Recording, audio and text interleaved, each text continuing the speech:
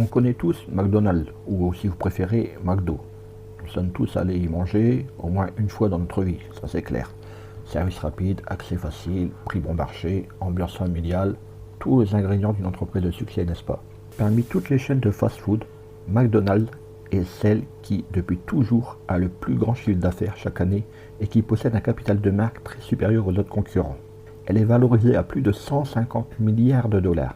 C'est très impressionnant pour une entreprise de restauration qui se démarque des autres par justement vendre des produits à un prix plus bas. La question pertinente est donc la suivante. Quel est le secret de McDonald's? Son fabuleux Big Mac?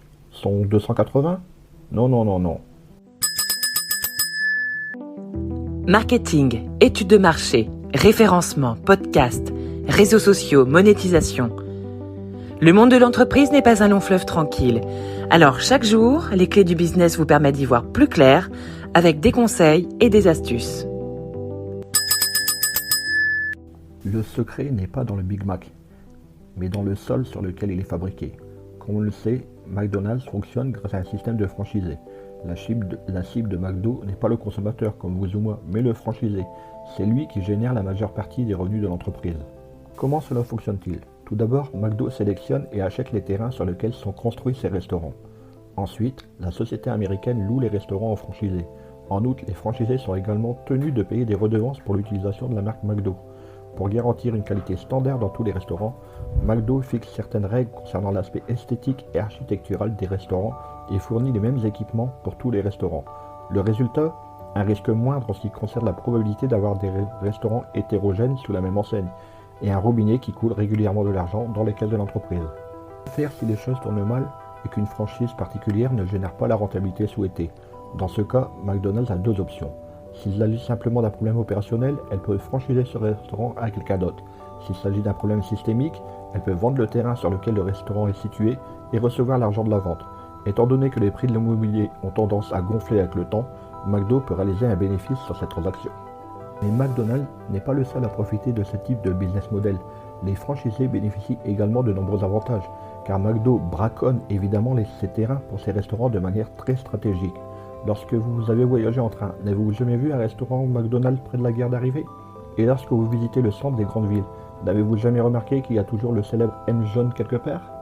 Évidemment, ce ne sont que quelques exemples pour démontrer que McDonald's choisit d'acquérir des terrains ou des biens immobiliers qui se trouvent toujours dans des endroits avec un fort transit de personnes.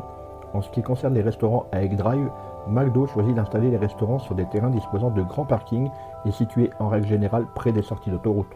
Tous ces facteurs sont des atouts également pour les franchisés, car ils permettent une certaine sécurité au moment d'investir dans cette opportunité d'affaires, puisqu'il y a une forte probabilité d'obtenir un montant de revenus suffisamment élevé pour au moins couvrir le montant dépensé pour la franchise des restaurants, qui selon les endroits peut être très cher. La société compte plus de 40 000 restaurants dans le monde et réalise plus de 7,5 milliards de dollars de bénéfices par an.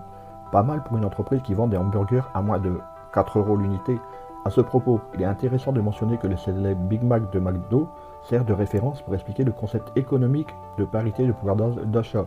Cet indice, connu sous le nom de indice Big Mac, a été créé dans les années 80 par le journal américain The Economist et calcule précisément sur le prix du Big Mac dans plus de 100 pays différents. Je ne saurais trop vous conseiller d'étudier la stratégie McDo et notamment en regardant le film Le Fondateur qui retrace toute l'histoire de cette société. Allez, au boulot! Hey, avant de partir, j'ai une petite faveur à te demander. Est-ce que tu pourrais donner une note et laisser un commentaire sur ta plateforme d'écoute préférée? Cela permettrait aux clés du business d'avoir une meilleure visibilité et d'être accessible au plus grand nombre. Je te remercie. Allez, cette fois c'est vraiment fini.